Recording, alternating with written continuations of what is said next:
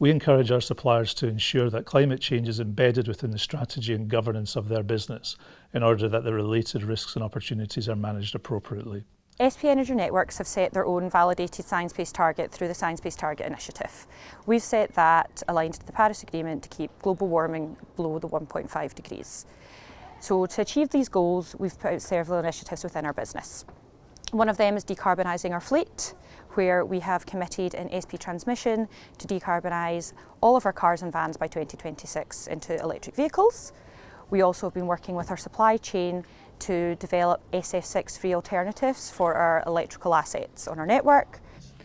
The private sector needs to lead the way on reducing carbon emissions because it needs to set an example to the rest of society. We all know that climate change is a huge challenge facing the world. Through the creativity and the entrepreneurship of the private sector, we have the ability to help the rest of society identify solutions to address climate change.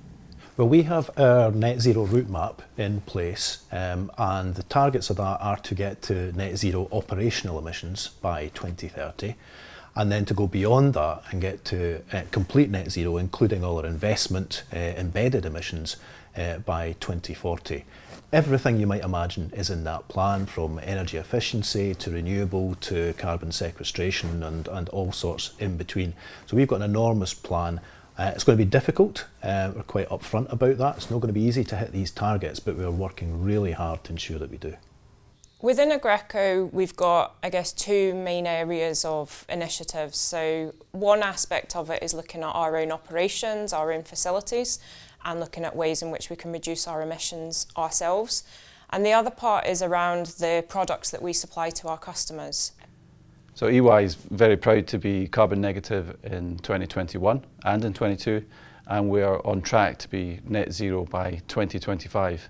We have a detailed strategy which underpins that, which involves many things. For example, reducing air travel by 35% by FY25, procuring all our energy needs through renewable energy to power the offices, one of which we're in today, and many other things which are going to help to reduce our carbon footprint. For example, giving staff the ability to calculate their own carbon emissions as they go about their own work, so they will be able to know what impact the changes they can make themselves will be on carbon reduction.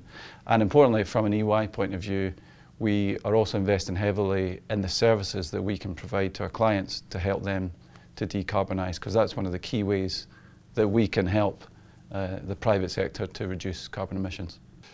So my one bit of advice, if you don't know where to start with net zero, is to make sure that you're known by your actions rather than just your ambitions or your targets. And the SBCC is a really good place to start to make connections.